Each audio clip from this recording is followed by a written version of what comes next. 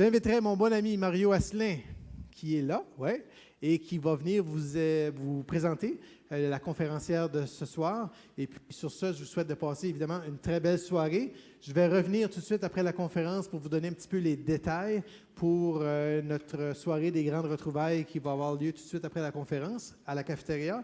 Puis aussi pour vous donner quelques petites notes pour demain, pour la journée qui commence. Et j'invite déjà les gens du Québec à mettre leur montre à l'heure du Nouveau-Brunswick, parce qu'on commence à 8h30, l'heure du Nouveau-Brunswick. Ça a déjà arrivé dans le passé que les gens ont oublié, donc je le dis tout de suite. Donc, je vous invite à accueillir Mario Asselin.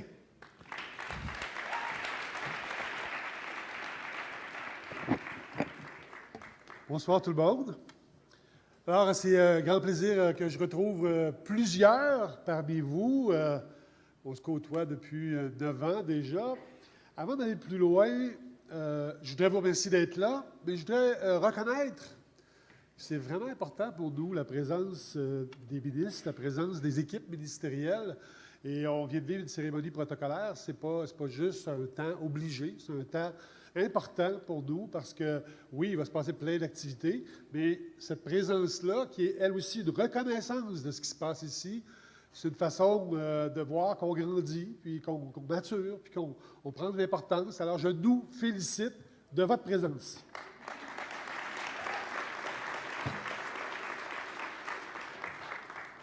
Roberto, je vais faire quelque chose que c'était toi qui étais supposé de le faire, mais ça arrive des fois. Ceux que c'est la première fois qu'ils sont ici, levez-vous donc.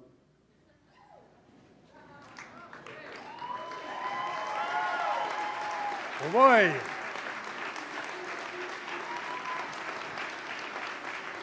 Merci. C'est un peu le but, hein? C'est un peu le but qu'on avait d'attirer des nouveaux joueurs dans l'équipe. On vous promet rien, mais on pense que ça se peut qu'il y ait un petit changement qui s'opère avec ce que vous allez vivre en fin de semaine. Je veux vous parler, avant de vous présenter Margarida, d'une activité qui va avoir lieu demain entre 2h et 4h, qui s'appelle le Bar Camp. Le Bar Camp. C'est une activité où tout le monde est participant. Il n'y a pas de spectateurs. Ce soir, on est un peu spectateurs, assis là, devant des gens qui déambulent sur la scène. Alors, un bar camp, c'est qu'il n'y a pas tellement de colloques où on en fait des bar camps. Il y a un tableau dans le coin à droite, là, qui est quasiment vide pour l'instant. Et la période de 14h à 14h45, qui est de 15h à 16h demain, là, le programme, vous allez le construire dans les prochaines minutes, dans les prochaines heures, demain matin, puis demain midi. Vous avez jusqu'à 2 heures, dans le fond, pour le construire. On va vous demander de venir écrire dans la colonne de gauche le sujet de l'atelier que vous aimeriez animer. Et puis, on va vous attribuer un local. Et tout au long de la journée, on va voir ça grandir. Je rencontrais Luc Jourdain tantôt, il me dit « Mario, j'aimerais ça parler du rôle des grands-papas avec les écrans. » Je suis devenu grand-père. Je sais qu'il y en a d'autres qui ont une opinion là-dessus. Alors, l'animateur, il expose le sujet, il prend quelques minutes pour mettre la table, et puis après, les gens qui sont intéressés par ce sujet-là, ils viennent attribuer, ils viennent porter leur opinion, leur grain de sel. Et puis, à un moment donné, au bout de 10 minutes, tu dis, ben moi, c'est pas ça qui m'intéressait, je pensais que c'était d'autres choses. On se promène d'un local à l'autre. C'est une partie vraiment, là, un peu désorganisée. Et on va faire 2 ateliers, 2 volets particuliers. Alors, c'est vous là, qui allez initier un sujet, et puis on va se répartir selon l'intérêt que vous avez. On va vous le rappeler une fois de temps en temps. On aimerait beaucoup, parce qu'à chaque année, on a un petit peu la nervosité de savoir si ça va se construire, tout ça, là, si ça va rester blanc, ou bien là, bon, on n'est pas inquiète dans le fond. À chaque année, ça marche bien, cette portion-là. Alors, Bar Camp, tout le monde est participant, aucun spectateur. Et puis, c'est important pour nous là, que vous sentiez à l'aise, que vous osiez, dans le fond, faire en sorte que cette programmation-là soit le reflet de vos ambitions, de vos préoccupations. Alors, je vous remercie beaucoup. Important d'aller au tableau, écrire votre petit sujet. Vous n'êtes pas obligé de signifier votre intention de participation. Mais ce qu'on vous demande, ceux qui ont des idées, allez les porter. Ça va être important. Ça va? Ceux qui ont des questions, on peut s'en reparler. Tous ceux qui ne sont pas levés debout ont déjà vécu ça, fait qu'ils sont en mesure peut-être de vous expliquer comment ça se passe.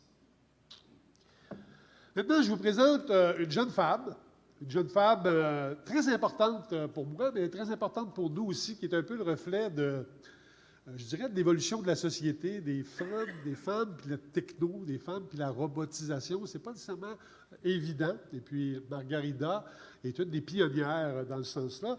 C'est la directrice du laboratoire d'innovation et du numérique là, pour l'éducation à l'ESP. En fait, c'est l'École supérieure de professorat et de l'éducation de l'Académie de Nice et aussi de l'Université Nice Sophia Antipolis. C'est une chercheure de l'Université Laval. Nous, on la connaît peut-être un peu plus là, comme chercheure à l'Université Laval. C'est vraiment quelqu'un qui travaille sur la co-création du numérique, qui vise le développement des compétences du 21e siècle, mais par le biais de la programmation, par le biais des robots et des jeux. C'est vraiment quelqu'un qui travaille sur l'usage des technologies de manière très créative. Et puis elle me disait, en m'arrivant, Mario, c'est vraiment de folie que je me paye. Bon, elle voyage beaucoup, Margarida, et puis elle est un peu essoufflée de tous ces voyages-là. Mais là, elle dit, je suis venu parce que je veux me recréer avec ma tribu. Je viens un peu me réoxygéner avec ma tribu.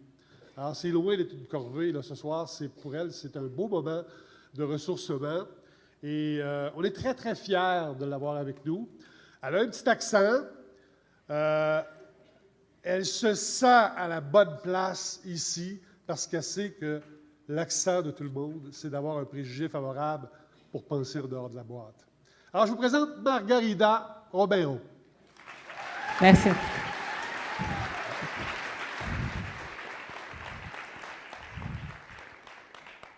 Merci Mario et merci aussi Roberto de l'invitation. Donc voilà, en fait, c'est ça, je disais à Mario, en fait, je viens, c'était pas raisonnable parce qu'il a fallu déplacer des cours et d'autres choses, mais je me disais, j'ai tellement appris avec la communauté des crinqués que vous êtes là.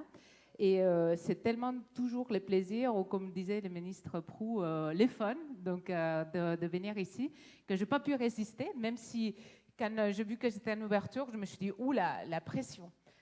Parce qu'en fait, au fond, je venais plus et je viens à apprendre. Et voilà, j'avais une grosse pression sur les épaules de penser, on va partager des idées initialement. Donc, j'ai commencé à réfléchir, dire quelles sont les idées clés. Souvent, on a cette conseil de dire on ne peut pas passer plus de cette idée. Mais là, voilà, il y a un nombre de crinqués au mètre carré supérieur. Donc, on s'est dit on va aller à 200 watts. Et au lieu de cette idée, on va partager 15 idées. Donc, j'espère que c'est Paris qui est un peu fou. Voilà, ça va pas être trop saturant. Mais ça va permettre aussi de compter combien d'idées il manque jusqu'à l'arrivée des vins et fromages. Donc voilà, on va commencer comme ça. Donc tout d'abord, j'ai bien partagé quelque chose qui est un travail d'équipe. Donc j'ai eu la chance quand je suis arrivée au Québec il y a 4 ans, je connaissais personne, j'étais un peu intimidée et en même temps très curieuse. Et tout de suite, j'ai pu connaître les gens de la communauté, puis aller dans les classes et puis connaître plein de personnes. Et parmi ces personnes, donc, on a développé un projet. Je tiens à signaler la chauffeuse. Je suis venue avec les Chamberlain Express. Donc Julie, Marie-Ève, Joël, avec lesquels j'ai partagé les voyages et quelques aventures qu'on vous racontera après les vins. On ne pouvait pas les placer là-dedans. Et aussi des collègues avec lesquels on a fait beaucoup de travail, donc Raoul, Alexandre, Benjamin, Azenet, Jean-Nicolas. En fait, si ça serait possible, on aurait loué un bus, on serait venus tous ensemble, mais je tiens surtout à signaler donc les travaux. Ici, on était à l'Université Laval. Et ça, c'est vraiment des moments que je garde au cœur très fort parce que c'est les moments où on casse les frontières. Donc, on est ici avec des futurs enseignants. Et les élèves de Julie étaient venus expliquer aux futurs enseignants qu'est-ce qui était pour eux important. Donc, ils se sont mis dessus les tables et ils ont expliqué que, voilà, il fallait aimer les enfants, il ne fallait pas trop se fâcher s'ils faisaient des erreurs. Ils ont fait vraiment une belle partage des choses qui étaient très importantes. Donc, ces jours-là, ce sont des mondes qui habituellement sont séparés, mais qui se sont réunis ensemble. Qu'est-ce qui se passe dans ces moments-là? Souvent, finalement, on va investir un espace qui n'est pas celui habituel. Donc là, finalement, on s'est retrouvé dans l'escalier de la cafétéria, tellement on était de monde entre les futurs enseignants et les élèves. Et voilà les plans de la présentation. Okay, et là, je regarde les têtes de la même manière que je regarde les têtes des étudiants pour voir à quel point il y a des têtes décomposées type Picasso ou ça va encore. Donc, on va parler de mort, on va parler de mécanismes d'apprentissage chez les bébés, des robots et du côté obscur de la force. Okay. Ça va, il n'y a personne qui est parti, donc tout va bien. Et ça, c'est la version 2 du plan. Donc, pour ceux qui préfèrent les choses de manière structurée, il y a 15 idées réparties en 4 chapitres. Okay. Je voudrais savoir qui préfère ce deuxième plan dans lequel on va parler de tolérance à l'ambiguïté, du contexte pour l'apprentissage, des résultats du projet co-créatif et co-créativité numérique. Qui préfère ce deuxième-là au premier? OK, 1, 2, 3. Vous pouvez lever les bras vraiment bien? OK. OK. Et les autres, est-ce que vous préférez l'autre ou c'est simplement vous ne vous positionnez pas? Qui préfère les plans intérieurs? OK. Voilà. Donc ça, c'était un premier test sans validité scientifique, mais qui c'est quelque chose qui nous dit quelque chose sur le nombre de personnes qui préfèrent ou qui sont tolérants à l'ambiguïté. Donc, ce qui se passe très souvent quand on fait des projets en innovation et dans un contexte où tout change, où les technologies changent, les robots changent, et il y a des choses qui apparaissent tout le temps, on est face à différents degrés de tolérance à l'ambiguïté. Et la question qu'on peut se poser quand on est en classe, c'est qu'il y a peut-être des personnes qui vont préférer des consignes très précises, donc du pas à pas très procédural, et d'autres qui vont réclamer une certaine marge créative. Voyons, là, ici, ce sont des futurs enseignants et on a vraiment 2 extrêmes. Okay? Donc, au début du cours, on a ceux qui sont avec une haute tolérance à l'ambiguïté et de l'autre côté, ceux qui sont avec faible tolérance à l'ambiguïté et qui préfèrent qu'on leur dise, voilà, vous avez un travail de mi-session, un travail de fin de session et puis ça va être X nombre de pages. Okay? Et ce sont 2 publics très différents. Qu'est-ce qui se passe quand on leur propose de faire un projet comme une maquette des villes? Il va y en avoir qui, dans les évaluations de cours, vont nous dire la prof n'a pas bien préparé son cours. Elle ne nous a pas donné les instructions pour monter la maison pas à pas. Elle ne nous a pas dit les matériaux qu'il faut utiliser. Elle ne fait rien. Et oui, c'est en espagnol, elle fait la sieste. Et oui. Donc, mais il y a quand même quelques-uns qui négocient la marge créative de l'activité. Est-ce qu'on peut faire un quartier et tout un ensemble de maisons un pain d'épices? A-t-on les droits? Ce sont des personnes que, pas simplement, ils sont confortables avec l'ambiguïté, mais qui, en plus, veulent aller plus loin. Okay? Un autre exemple, c'est la programmation. Donc, apprentissage de la programmation. Une chose, c'est leur faire des activités pareilles, très procédurales, pas à pas. Une autre, c'est leur donner une tâche avec une certaine marge créative. Nous allons créer un compte et ensuite les programmer, okay, pour qu'il y ait quand même un cadre de référence. Tolérance moindre, bon, non, on ne peut pas faire ça, il faut d'abord maîtriser les logiciels, il faut connaître un peu, si on ne connaît pas, on n'a pas été formé, on ne peut pas se lancer. Et si le compte contient des actions que nous, on ne sait pas accompagner. Hein? Donc ça, c'est des réponses de futurs enseignants. Donc ça, c'est une attitude dans laquelle on veut maîtriser la situation, on veut contrôler. Mais par contre, il y a aussi les autres extrêmes. Est-ce qu'on va pouvoir faire plus loin que ce qu'on nous propose? Est-ce qu'on va pouvoir partager ça avec les parents? Un troisième cas, en robotique pédagogique, on revient avec un nouveau robot, des Timio par exemple. Tolérance moindre, non, je ne suis pas formée, je ne suis pas bon avec les technologies, ce n'est pas pour moi, il me faudrait quelqu'un qui m'aide. Tolérance plus ouverte, en fait, plus grande tolérance à l'ambiguïté, apprenons avec les élèves. Donc, prenons une situation dans laquelle nos propres questionnements ce soit les questionnements qui sont posés par les élèves. Et quand on voit qui sont les enseignants qui font ce type d'activité en classe, ce ne sont pas ceux qui ont des compétences numériques plus avancées, ce sont ceux qui se font confiance et qui font confiance avec les élèves. Et vous voyez certains comme disant « oui, oui, oui ». Donc, on s'était intéressé aux compétences, mais plus particulièrement dans les compétences, on s'est attardé sur les attitudes. Donc, la tolérance à l'ambiguïté, la prise de risque et la persévérance, comme des aspects qui étaient bien plus déterminants que la compétence technique ou les savoirs et les savoir-faire. Donc, c'est une question d'attitude qui est très, très importante. Donc, ça, c'était la première idée, c'était tolérance à l'ambiguïté. Les autres vont être plus rapides, ne vous inquiétez pas. Mais ça, c'était comme l'élément clé qu'on voyait. Donc, s'il faut investir, ce n'est pas forcément un investissement en technologie, ce n'est pas forcément un investissement massif en créer des matériels pour faire des ressources. C'est comment accompagner à développer une tolérance à l'ambiguïté et une manière d'aborder l'éducation, de voir l'éducation autrement, comme ici, qui fait qu'on n'ait pas peur et qu'on puisse apprendre avec les élèves face à ces technologies. Deuxième aspect, les contextes. Donc là, vous dites, certains vont se dire d'où vient cet accent. Donc, je vais vous donner quelques éléments sur l'importance des contextes. Le premier, c'est que le numérique nous a fait penser, et moi j'étais il y a 15 ans quand j'ai commencé mes recherches, en fait j'étais fascinée par les côtés apprentissage à distance, et j'en suis très déçue. Pourquoi? Parce qu'en fait, on est des humains, et là où on provoque des changements, c'est quand on est ensemble. Donc l'exemple, c'est comme on est maintenant en communauté, on a besoin de la coprésence. On a besoin d'attention partagée, notamment dans un contexte où il y a beaucoup de numérique et beaucoup de distractions, pour développer un sens de qu'est-ce qu'on est en train de faire ensemble et développer des activités collaboratives. Donc, le numérique n'est pas toujours le meilleur outil pour inverser ou pour faire canner des ressources.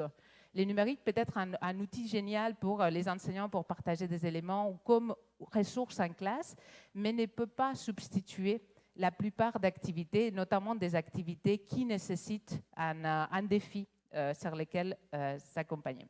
Donc, ça nous vient aux travaux d'Edwards, Biesta, Thorpe, de la vie comme contexte d'apprentissage. Donc, vivre et permettre de vivre des expériences différentes aux élèves pour les contextes d'apprentissage.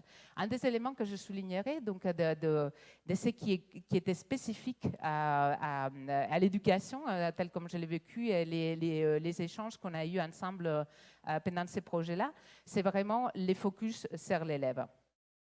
Là, les laboratoires d'innovation et numérique pour l'éducation, donc qui est comme un nouveau défi qui est apparu entre-temps. On se focalise donc sur deux aspects. Un, les usages créatifs du numérique, en se disant que tous les numériques n'est pas bon. Donc, il y a des usages du numérique qui peut-être ne valent pas la peine, qui justement font juste faire clic-clic à des élèves, mais qui ne permettent pas l'engager d'une manière créative. Et l'innovation pédagogique pour étudier quels sont les facteurs contextuels qui peuvent faire la différence. Donc, l'apprentissage comme activité contextuelle dans laquelle en fait, l'enseignant est un bâtisseur de contexte pour permettre les apprentissages. Et donc, quand on parle de contexte, on parle d'environnement, des situations, des outils aussi, mais pas mettant le focus que sur les outils, des matériaux, des personnes, donc les travails en équipe, la communauté et les activités d'apprentissage. Quatrième idée, les sentiments d'auto-efficacité. Donc, s'il y a quelque chose aussi que je retiens de ces années-là, c'est la phrase que j'entendais au parc, « t'es capable ». Donc, c'est cette confiance qu'on aide à développer aux élèves en soi et la confiance qu'on doit permettre à développer aux élèves de développer ensemble. Donc, les sentiments qu'ensemble, on peut accomplir quelque chose. Donc, dit je suis capable à nous sommes capables. Ça, c'est les travaux aussi de Bandura. Cinquième idée, l'importance de la communauté élargie, donc également l'importance des familles, donc de permettre aux parents, par exemple dans des activités de programmation, il y a des parents qui sont ravis d'aider les classes dans ces apprentissages-là.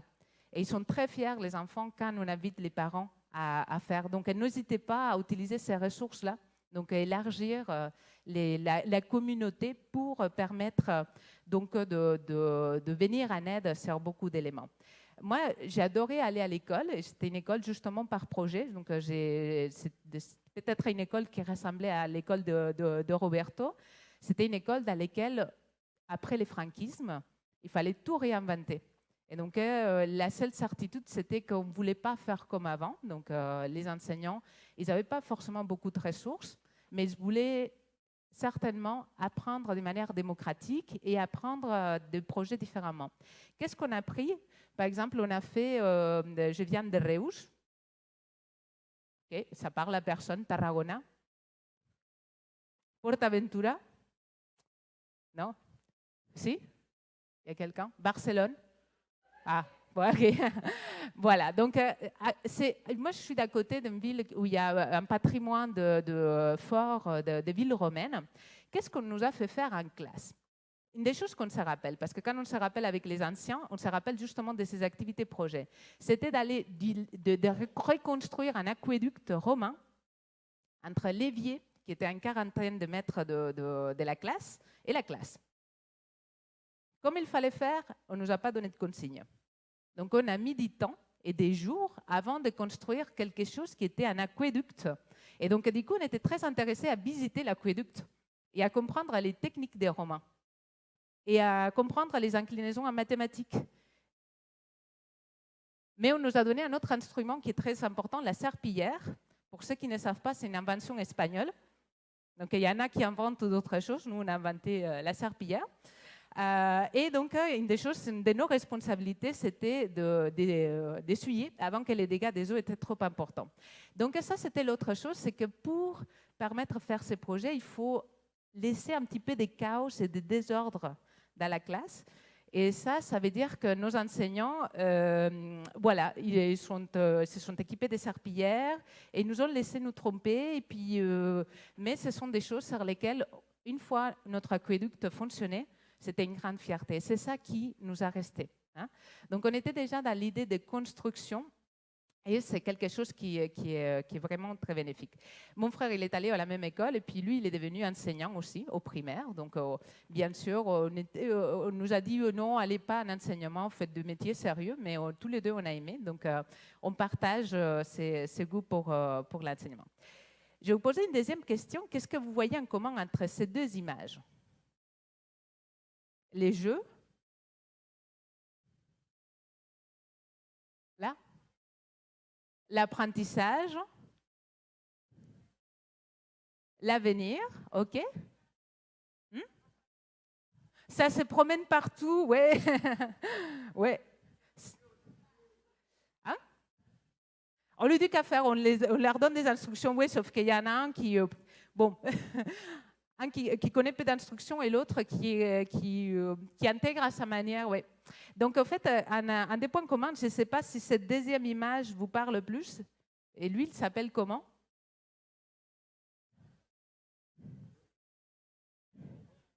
Curiosity. C'est la curiosité. Il y a une équipe de recherche qui fait des choses géniales à l'INRIA Flowers. En fait, qu'est-ce qu'ils sont en train de faire avec des robots pour leur faire apprendre? Donc, pour qu'il y ait des mécanismes automatiques qui fassent que les robots apprennent. Ils observent les bébés, parce que ce sont des machines curieuses d'exploration de leur environnement. Ils ont un programme d'exploration d'environnement qui est génial. Et ils essayent de capter quels sont les principes des curiosités pour ensuite les programmer, les coder, pour faire que les robots puissent explorer de manière curieuse leur environnement. C'est-à-dire, il y a un objet un peu plus brillant, on va toucher. Il y a quelque chose qui bouge, je vais l'attraper. Donc, c'est quelque chose, la curiosité, qui est un des mécanismes d'apprentissage humain qui est déjà installé par défaut. Donc, on n'a pas besoin de rien faire. Tout bébé est curieux, tout bébé apprend, mais qui est quelque chose qu'on pourrait ne pas stimuler assez par la suite. Donc, à quel point on est en train de préserver ce mécanisme d'apprentissage qui est la curiosité. Donc, curiosité comme mécanisme d'exploration et d'appréhension d'un contexte. Donc, cette curiosité-là, c'est là sur lesquels aussi on peut introduire des objets technologiques nouveaux à l'école et par curiosité aussi aller explorer des éléments. Donc, qu'est-ce qu'on peut apprendre aux élèves? Ce sont des stratégies métacognitives pour se poser des questions, pour s'introduire à la démarche scientifique, pour canaliser cette curiosité, mais pas pour leur donner tout fait, toutes des choses dans un ordre très spécifique. Donc, c'est faire confiance sur la capacité de structuration inductive des élèves. Moi, je suis une curieuse, j'aime voyager, j'aime bien connaître d'autres personnes. Et ça m'a porté à faire donc, de la recherche. Donc, je me suis dit, waouh, allons explorer. Donc, je fais une thèse en co-tutelle, donc dans 2 endroits différents, dans un domaine qui n'était pas les miens. Donc, je venais plus du côté gestion et informatique, mais je suis partie en psychologie. Donc, je ne savais même pas qu'il y avait des guerres entre psychologues. Il y a entre mes directeurs de thèse, pas entre eux personnellement, mais entre les idées qu'ils défendaient. Et ensuite, j'étais classée comme chercheur. On est chercheur dans une discipline, on nous met dans une case et presque on nous met dans un tiroir. Okay? De dire, voilà, ça c'est ton domaine, tu ne bouges pas de là et tu essayes de développer une expertise très spécifique. Et c'est un petit peu un monde dans lequel on est en permanence bousculé parce qu'il faut comme choisir entre enseignement explicite au socioconstructivisme, entre une approche didactique ou une approche psychopédagogique. Sûrement, si vous êtes allé à des conférences scientifiques, vous avez senti cette besoin comme de choisir son camp. Okay? Mais on peut dépasser cette côté du bon côté de la force, du mauvais côté de la force, parce qu'en plus c'est très difficile de se positionner, parce qu'il y a des bons arguments de 2 côtés, et on peut démontrer des choses d'un côté et de l'autre, et ce sont des guerres qui n'en finissent pas. Okay? Donc par défaut, moi je suis du côté des rebelles. Quand il faut choisir, je me mets souvent de ce côté-là. Donc je sais que, voilà, du côté des indisciplinés. Parce que très souvent, quand on voit en éducation, ce n'est pas une question d'individuel ou collaboratif. Quand il y a une activité, il y a des phases qui sont individuelles et des phases qui sont collaboratives. Il y a des phases qui y a compétition, il y a des phases dans lesquelles il y a coopération. Donc, essayer de dire on va faire du collaboratif, c'est faux. Une activité est une activité complexe dans laquelle il va y avoir des phases et dans lesquelles il va y avoir, on peut combiner les meilleurs de tous les mondes. Et oui, on ne va pas non plus faire que des compétences transversales, il faut également des connaissances. Donc, ce n'est pas une question de l'un ou l'autre, c'est une question de comment on combine et comment on accepte la complexité. Donc, comment on pense également que l'éducation, on ne trouvera jamais une recette parfaite, mais on peut se mettre en mode bêta permanent et se dire qu'en tant que communauté, on peut à chaque fois, et contextuellement et artisanalement, à chaque fois adapter la recette au contexte. Donc, ces oppositions en recherche, de mon point de vue, sont souvent réductrices. On peut passer énormément de temps à discuter une approche ou une autre tout en ayant raison. Mais je pense qu'il faut dépasser cet aspect-là et penser qu'il faut y aller d'une manière beaucoup plus humble et qu'il faut combiner les approches sans que ça soit réducteur. Et là-dedans, s'il y a un chercheur que je vous conseille, c'est André Tricot, qui est quelqu'un qui est en sciences cognitives, mais c'est un rebelle. C'est quelqu'un qui, quand il a eu son diplôme en psycho, il trouvait qu'ils étaient trop limités dans la manière de penser, donc il a refusé son diplôme. Et un de ses derniers articles, qu'est-ce qu'il invite à faire aussi, c'est de dépasser cette attitude scientiste ou anti-scientiste, parce qu'il y a qui trouvent que voilà, il faut s'appuyer sur la recherche pour résoudre l'éducation, et d'autres qui disent non, les terrains, on a raison, et puis on n'a pas besoin des chercheurs qui ne savent pas quoi faire et qui vont nous dire les choses. Okay? Lui, il dit c'est pas ni l'un ni l'autre. En fait, une des possibilités, ça serait de dire on va former au mieux possible des enseignants tout au long de la vie, donc en multipliant les éléments. Et ce sont les enseignants qui, en sachant ces différents éléments, sont eux les acteurs qui doivent décider comment appliquer, quoi choisir, quels instruments, quelles activités. Donc, il ne s'agit pas d'avoir une entité qui va dire comment faire. Il s'agit de donner les pouvoirs aux enseignants par les biais des éléments qui se savent en recherche. Donc, avoir une formation forte pour que les pouvoirs et cette décision, ça soit une micro-décision au niveau de l'école, au niveau de la communauté d'apprentissage, qui puisse permettre donc, à chaque enseignant d'agir contextuellement avec chaque élève, avec chaque groupe. Donc, ce n'est pas, c'est une troisième voie. Donc, ça, c'est sur tous les éclairages de recherche. Maintenant, sur les projets co-créatiques. Donc, on va commencer par la fin. En se disant souvent en recherche, on se dit qu'il faut aller sur la question clé. Donc, quel est notre objectif de recherche? Mais s'il y a une approche sur laquelle on se caractérise, c'est l'approche humaniste. On est là pour les élèves, on est là pour la société. Et ça veut dire qu'on doit questionner les valeurs. Et donc, quand on a construit les projets, les valeurs ont été à la base du reste. Donc, ces valeurs-là, ce sont une des premières activités qui sont faites avec les élèves, mais aussi avec les futurs enseignants, qui est un jeu de cartes dans lesquelles les élèves sont invités à choisir les valeurs qui vont mener leur projet. Entre ces valeurs, une de celles qu'on encourage le plus, c'est l'entraide, comme mécanisme pour surmonter les problèmes. Et se donner une mission, donc dans les entreprises, dans les organisations, peut-être certains d'entre vous se donnent des missions. Donc il faut dans tout projet se donner une mission. Donc là, la mission, c'était contribuer à développer une attitude critique et créative pour résoudre des défis collectifs et sociétaux complexes.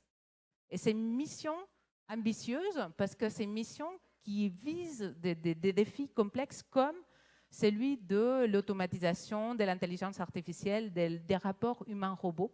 Donc, comment, en tant que société, on va se positionner face à ces défis, mais également des défis de type climatique qui nous affectent tous, que ce soit dans les Caraïbes, que ce soit ici. Okay? Et face à ça, le positionnement du projet, c'est de dire comment on peut développer l'agentivité, c'est-à-dire cette perception de soi comme acteur du monde, donc qui est capable d'agir sur le monde, sur les choses, sur les autres et de les transformer. C'est-à-dire on arrête d'être juste un râleur et on devient un acteur qui est capable de proposer des solutions. Donc, pas uniquement individuellement, mais également collectivement. Comment quelqu'un peut pas uniquement s'engager individuellement, mais également entraîner les autres dans ces changements-là. Deux idées pour développer cette agentivité. D'un côté, l'apprentissage par les jeux. Et ça, c'est d'autres chercheurs qui ont trouvé que les jeux étaient un des moyens pour développer cette agentivité. Mais une autre, c'est aussi apprendre en bricolant, donc en faisant des choses qui, par la suite, sont des prototypes pour des solutions. Ceci entraîne également la tolérance aux erreurs, parce qu'on essaye. On essaye de résoudre des choses et on n'y arrive pas tout de suite, donc il faut parfois réessayer. Donc, les chercheurs Cheng Puibois, mon chinois est terrible, Renoumo, Cooper, Liu et Wang, j'ai détruit sûrement leur nom. Donc, eux, ils ont étudié les jeux. L'apprentissage par les jeux est un des aspects qui développe l'agentivité des enfants. Pourquoi? Parce qu'il leur met en situation, et c'est une situation dans laquelle il n'y a pas de risque, mais dans laquelle on joue donc, un rôle et dans laquelle on peut développer des habiletés sociales dans un environnement fictif. On a travaillé différentes mécaniques de jeu. Et l'autre chose, c'était la fabrication, donc, qui peut être liée également, peut-être également envisagée comme un jeu.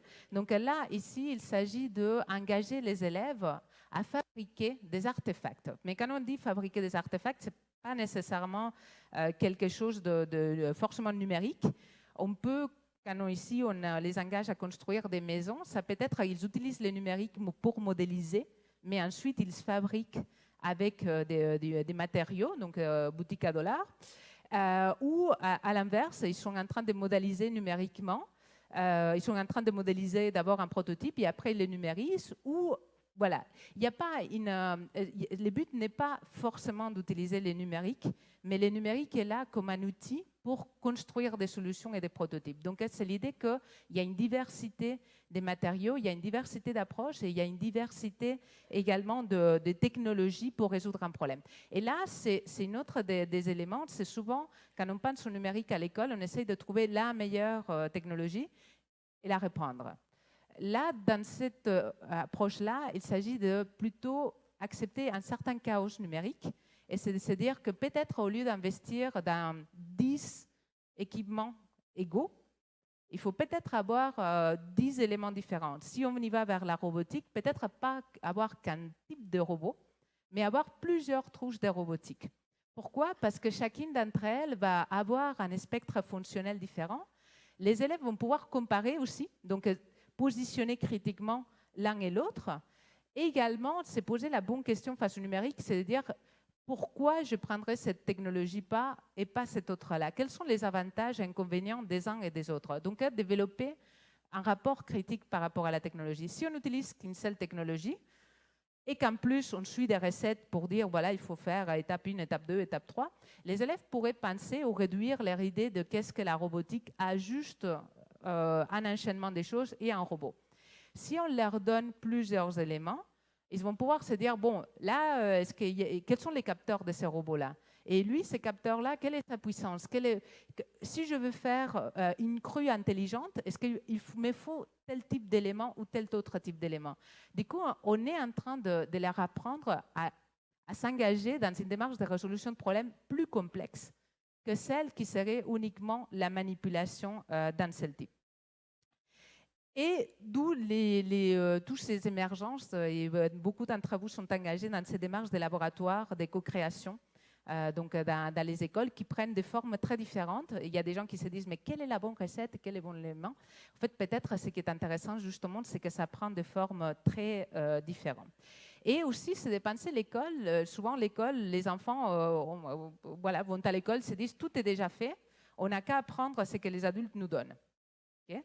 L'idée, c'est peut-être de dire aux enfants, vous êtes aussi part entière de la société et l'école peut être un laboratoire d'innovation sociale dans sa communauté. C'est-à-dire que s'il faut réaménager un endroit, une place où il faut aménager l'école, les élèves peuvent être part de cette solution. Et quand on a des difficultés, là par exemple à Antibes, il y a des problèmes de bouchons énormes, c'est que les adultes ne sont pas arrivés à résoudre ces problèmes-là.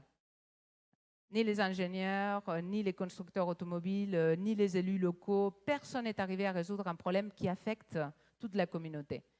C'est l'école qui peut aussi penser des solutions que les adultes ne sont pas prêts à accepter, comme par exemple de se déplacer autrement, d'optimiser certains déplacements ou de réaménager des horaires.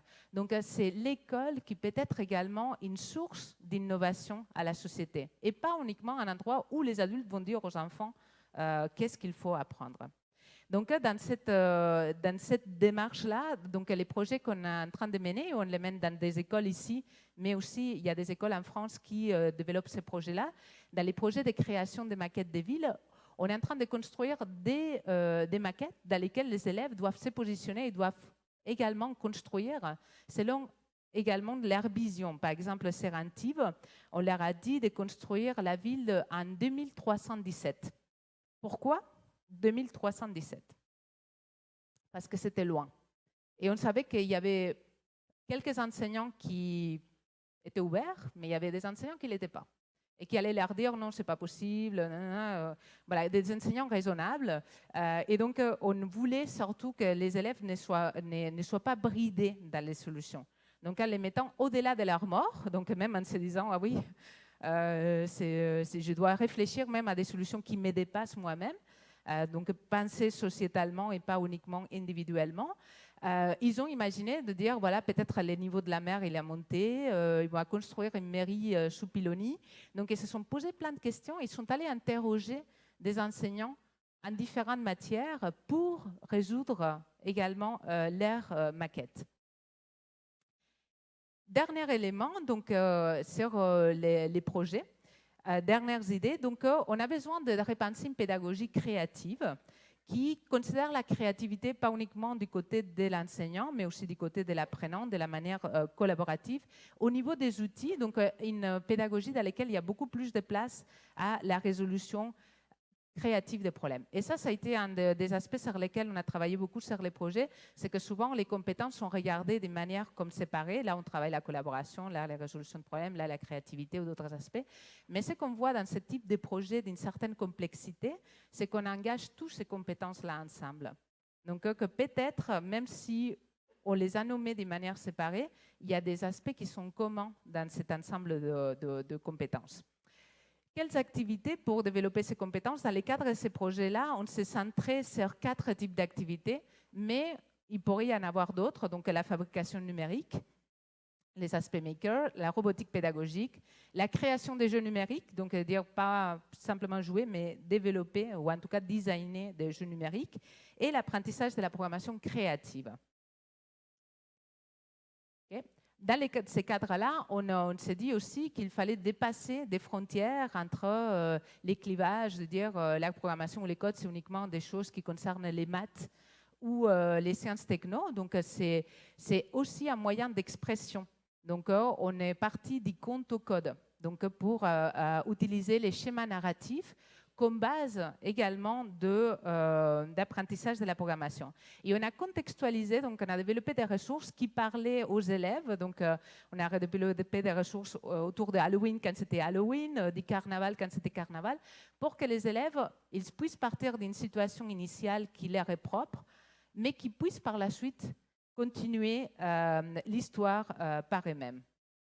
Et des activités, donc des activités diverses, qu'on a essayé d'écrire de la manière la plus ouverte possible. Donc, on n'a pas dit, vous prenez tel robot et vous faites telle séquence.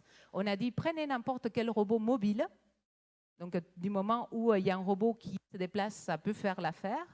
Et dans cette activité, c'est une activité d'interdépendance positive. Donc, il faut que tous les robots, ça soit du même type ou des types différents, arrivent en même temps à même endroit. Okay? Donc, c'est un défi dans lequel soit on réussit tous ensemble, soit on ne réussit pas. Hein? Ou des aspects de construction des maquettes. Pour finaliser, donc on arrive aux dernières idées, j'espère que ça n'a pas été too much. Pour simplifier, quand on finit les travaux avec les futurs enseignants, souvent on dit, voilà, si vous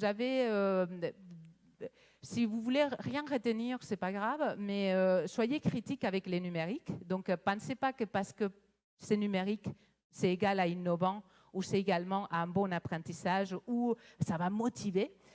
Donc, sortez de ces biais par défaut que le numérique est la solution et pensez quels sont les usages du numérique qu'on pourrait ou pas faire la différence. Okay? En cas de doute, pensez analogique. Et donc, pour séparer et pour simplifier au maximum, ce qu'on a fait, c'est adapter l'IPAC. Et on s'est dit, voilà, il y a des usages de consommation passive, quand on enregistre des ressources, et puis on va simplement faire que les élèves regardent. Des usages de consommation interactive, là, ici, l'élève va juste sélectionner une option A, B, C, avec les risques que oui, il est vrai, mais que ce soit par hasard, parce qu'on a déjà affiché plusieurs types de réponses. Donc ça, ce sont des usages plutôt qui ferment les champs des possibles, et des usages dans lesquels l'élève est créateur de contenu. Donc, être créateur de contenu, ça peut être quelque chose d'aussi simple comme faire une histoire avec PowerPoint. Donc, on n'a pas besoin d'avoir des outils hallucinants. On peut faire des romans ou des histoires vidéo. On peut faire des choses très simples et créatives avec les numériques. On peut les faire individuellement, mais c'est encore plus intéressant quand on le fait en équipe parce qu'il y a ces côtés socio-cognitifs, mais il y a également les côtés soutien entre les uns et les autres. Mais les niveaux sur lesquels on pense qu'il y a beaucoup de potentiel, c'est quand c'est participatif. C'est-à-dire que les défis est complexe, donc c'est une grosse tâche. Et il faut également faire appel à la communauté, soit les parents, soit d'autres enseignants, soit des experts à l'extérieur de l'école, soit des classes qui se connectent entre eux, comme les projets L'école en réseau, pour résoudre les problèmes. Donc, quelque chose qui permet de dépasser les murs habituels de la classe pour engager les élèves dans une démarche participative. Quand on décline ça à l'apprentissage par la programmation, donc ces usages-là, on les transpose sur les côtés de la programmation, on voit qu'il y a des activités de programmation qui se situent plus dans les côtés apprendre à coder, donc lire ou écouter des ressources pédagogiques déjà toutes faites, ou des recettes de programmation pas à pas, comme c'est l'heure du code ou d'autres programmes qui sont très bien pour se familiariser, mais qui sont juste des séquences d'instruction, des celles d'autre part qui sont des apprentissages par les biais de la programmation. Donc la programmation est là et on doit apprendre des rudiments du code pour le faire, mais c'est un apprentissage par la programmation et pas un apprentissage de la programmation en soi. Et donc ici, c'est des créations de contenu. On va utiliser la programmation pour créer des contenus. Donc au lieu de faire une présentation habituelle, on peut faire une animation interactive avec un logiciel. Par exemple, créer un système solaire sur Scratch. Donc ça implique qu'on comprend les centres, on comprend donc quelles sont les rotations. Donc ça implique modéliser les connaissances d'une manière plus profonde que simplement sur un papier crayon. La co-création de contenu, comme par exemple des histoires, de créer des histoires, et la co-création participative des connaissances dans lesquelles on pourrait donc engager par exemple une personne qui connaît très bien la ville, une personne âgée qui vient raconter quelque chose aux élèves et dans lesquelles il y a un partage et une création commune. Ça nous amène à la pensée informatique, et donc ce n'est pas une question uniquement du code, donc, qui est l'axe littératie numérique, ça c'est savoir coder. Si ça serait ça, on se limiterait à avoir un cahier des charges et puis à tricoter les lignes de code. La programmation, c'est avant tout une question d'analyse. D'analyse, compréhension de l'information et structuration de l'information pour ensuite se poser les bonnes questions sur les types de solutions qu'on va engager. Et ensuite, le troisième axe, c'est celui de la création et la démarche itérative, parce qu'en programmation, c'est rare d'avoir bon du premier coup. Et donc, du coup, on est en mode bêta, et puis on améliore, et puis on continue, et on améliore, et puis ça continue de planter, donc c'est parfois jamais parfait. Donc, la programmation, ce n'est pas que les codes, ce n'est pas que la littératie numérique qui est importante, mais c'est également cette démarche d'analyse, d'abstraction, de conceptualisation, de structuration de données et des démarches itératives d'approche des solutions qui est importante. Et ça, c'est quelque chose sur lequel il est important que quand on fait des activités de programmation à l'école, on n'aille pas tout de suite sur les logiciels de programmation. On commence avec du papier pour penser, pour analyser, pour faire des scénarios images, pour identifier quels sont les objets, qu'on fasse de l'informatique débranchée pour jouer les objets, les caractéristiques, pour vraiment comprendre et analyser, et que tout à la fin, on pose la question, et qu'est-ce qu'on va utiliser pour faire ça? Qu'on amène la réflexion de quel est l'outil technologique, si besoin d'utiliser un outil technologique. Et ensuite, on engage une démarche d'analyse. Donc, sortir du pré-programmé pour engager les élèves dans cette démarche d'analyse. En robotique, et c'est la dernière idée, j'imagine que tout le monde a faim et envie du vin fromage. Donc, dernière idée, sur la robotique, c'est la même chose. Donc, on peut être sur des expositions à la robotique sans manipulation, l'enseignant qui explique comment faire, et les élèves là, comme ça. La discussion ou débat autour de la robotique, mais aussi de la robotique procédurale pas à pas. Donc, c'est bien pour démarrer. Mais si on en reste juste à suivre la recette pas à pas, voilà, on ne s'est pas engagé dans la démarche qui est celle des roboticiens et roboticiennes. Et après, il y a la robotique ingénierie, donc celle qui permet aux élèves de s'engager dans une démarche d'ingénierie. Et après, c'est des projets de robotique co-créative, donc dans lesquels, et là je vous montrer les RDT2. Ça, c'est un projet dans lequel on a eu une école au Québec, il y avait une école au Mexique, il y avait une école en Martinique, une autre à Sainte-Lucie. Les élèves, chacun des élèves avait leur propre robot, une instance de Timio. Et au fait, cette base-là, donc cette maquette-là, elle était à Lausanne. Donc, les élèves, les robots, ils étaient placés à différents endroits, à différents secteurs, comme dans une mission spatiale.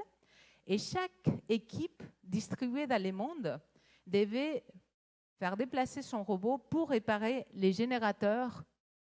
Il faut imaginer que le générateur, il est au centre de cette maquette-là.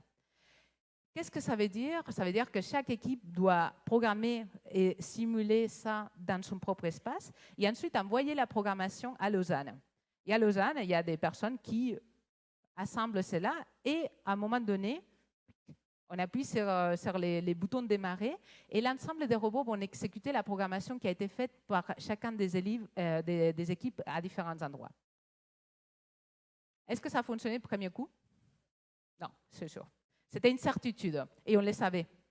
Et on était très confortable. Tolérance à l'ambiguïté totale. Donc, on était très confortable, ça allait mal se passer. Et puis, on avait préparé les terrains psychologiquement pour cela. Donc, qu'est-ce qui s'est passé? En fait, c'est qu'au niveau de la programmation, au bout de 2-3 heures, tout le monde avait compris comment manipuler et quelles sont les téléfonctionnalités. Qu'est-ce qui a été difficile? Ce qui a été difficile, ça a été la coordination. Donc, ils étaient sur des canaux YouTube. Et donc, ils voyaient l'image de Lausanne, ils voyaient l'image de chacun des élèves de différentes classes.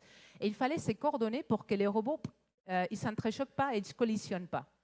Mais chacune des équipes s'est beaucoup concentrée sur son robot. Et donc, qu'est-ce qui s'est passé? Ils n'ont pas assez communiqué. Donc, du coup, les robots se sont entrechoqués. Donc, ça, c'est un exemple d'activité. Donc, au décret d'engagement, dans lesquels beaucoup de coordination. Là au Mexique, ce qui s'est passé, c'était assez extraordinaire. En fait, c'était des parents qui amenaient les élèves et les parents ont voulu rester. Et ce qui nous a expliqué Jorge, c'est que, en fait, les parents, ceux qui travaillaient dans des contextes d'entreprises internationales, disaient c'est exactement ce qui nous arrive quand on travaille à l'international. Ce n'est pas la difficulté technologique, c'est la coordination. Donc, souvent en technologie, on va se focaliser sur comprendre comment ça fonctionne, mais ce n'est pas ça les défis. Les défis, c'est comment on se coordonne dans des projets dans lesquels, oui, il y a de la technologie, mais dans lesquels, surtout, il faut résoudre des problèmes ensemble. Donc, c'est là où cette activité-là met le focus. C'est, oui, on fait de la programmation, oui, on fait de la robotique, mais surtout, il y a cet aspect d'apprentissage, la résolution des problèmes qui est très importante. Donc, pour cela, l'importance d'engager les élèves en équipe, donc ils ne se sentent pas seuls, donc ils se sentent soutenus entre eux. Une certaine marge créative et marge d'erreur, donc on sait qu'on va se tromper, on sait que ça ne pourrait même pas fonctionner, donc qu'on pourrait même finir avec un échec et qu'on était tous confortables avec ça, on aurait quand même appris des choses. Et un usage pratique, donc on est vraiment engagé en même temps, en coprésence, donc tout le monde est là à un moment donné. Ce n'est pas un truc qui est fait chacun de son côté. Il y a un jour J qui est un jour très important pour tous ces élèves-là, dans lesquels il y a même des gens qui sont déguisés parce qu'il faut souligner. Vraiment, il y a un engagement très fort. Et un problème dans lequel la solution n'est pas évidente et dans lequel même les enseignants et nous, on ne connaît pas la meilleure solution à l'avance. Okay? Donc, on saute tous ensemble dans les vides en même temps. Donc, ça, c'était donc 15 idées que je voulais partager. Et c'est aussi maintenant une invitation donc, pour ceux qui pourraient être intéressés. Donc, il y a des activités qu'on développe dans les cadres du laboratoire. Donc, il va y avoir notamment Code and Play en avril, dans lesquels on va faire un nouveau RDT2. Donc, avec des équipes dans différents pays, mais également une conférence autour de l'apprentissage par les jeux qui va avoir lieu entre les 4 et 5 octobre. Donc, c'est très sérieux. Vous êtes bienvenus. On est un labo ouvert et on vise continuer et développer les belles collaborations qu'on a entamées jusqu'à présent. Donc, voilà, ça y est, on est arrivé. Bientôt, c'est les vins et fromages. Merci.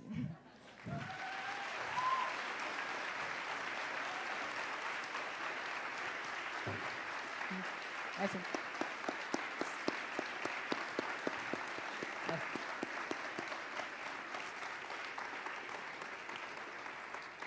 Merci, Margarita. Je ne sais pas si ça vous fait le même effet, mais moi, la voix de Margarita, je trouve qu'il y a un chant dans la voix qui est tellement plaisant. On aurait le temps d'une ou deux questions, peut-être 3 si c'est des questions rapides ou des réponses rapides, on ne sait pas. Alors, il y a sûrement Nelson avec un micro, là, qui sera le premier ou la première à casser la glace pour rétroagir, rebondir, commenter, essayer de coincer Margarita. Elle est capable d'apprendre, je peux vous le dire. Ce moment où personne ose. Qui fait de la robotique déjà? Ah, ouais, là, j'ai hack la chose. Merci. Ah, oui. Non, mais si tu savais des questions, il y en a plein sur le mur. Ah oui. Oui. Attends, Luc, on va donner le micro pour que tout le monde entende. Merci pour votre conférence. J'aimerais que vous précisiez votre pensée. Au début de la conférence, vous mentionnez que l'univers numérique n'est pas très propice à la collaboration. Je voulais juste préciser cet élément-là parce que je n'étais pas tout à fait d'accord avec votre affirmation. OK. Donc, si le numérique est propice à la collaboration? Non, mais j'ai cru comprendre que le numérique n'était pas propice à la collaboration. Je pense que ça dépend des contextes. Donc, il va y avoir des aspects du numérique qui pourraient, par exemple, pour faire un défi comme celui de robotique distribuée, on a besoin du numérique pour se coordonner. Et on est en train d'utiliser du numérique sans écran, mais du numérique quand même, avec de la robotique pédagogique. Mais oui, il y a du numérique quand même. Après, je pense que certaines activités, si par exemple on fait créer quelque chose ensemble ou analyser une situation ensemble des élèves et chacun ils sont derrière leur écran, peut-être ça ne va pas être la même dynamique que s'ils sont ensemble en train de parler face à face. Donc je pense que ça dépend de l'activité ou la tâche qui est en cours. Je ne sais pas si vous pensiez à une activité en particulier. Moi, je pensais surtout à la collaboration qui se fait au niveau musical à l'international avec le numérique. Il se crée des bandes avec le numérique. Donc, la question n'était peut-être pas le numérique, mais la maîtrise des outils pour en arriver à un niveau de collaboration. Donc, si au niveau musical, on est capable de co-créer des œuvres à distance, on peut faire à peu près n'importe quoi. Le problème, c'est la maîtrise des outils qu'on a à notre disposition. Oui, je pense que c'est très intéressant. Et là-dedans, en fait, quand on est intéressé par quelque chose, on a envie de co-créer. Je pense que quand on va vers des outils dans lesquels il y a une communauté, donc par exemple Scratch, il a une communauté de 28 millions d'utilisateurs aux derniers chiffres. Voilà, on sait que si on a les moindres problèmes, on va envoyer un petit message à moins d'une heure, on va avoir une réponse. Ou on va aller sur Facebook, dans les nombreux groupes dans lesquels voilà, il y a des férus, des technos en train de s'entraider. Je pense que je me dis, très souvent on est freiné parce qu'on se dit on ne maîtrise pas assez, mais je me dis, au fait, peut-être il faudrait reformuler la chose, c'est-à-dire, est-ce qu'on peut lancer une bouteille à la mer si on ne connaît personne ou si on connaît des gens, comment on pourrait se réseauter pour que d'autres personnes nous aident quand on est bloqué?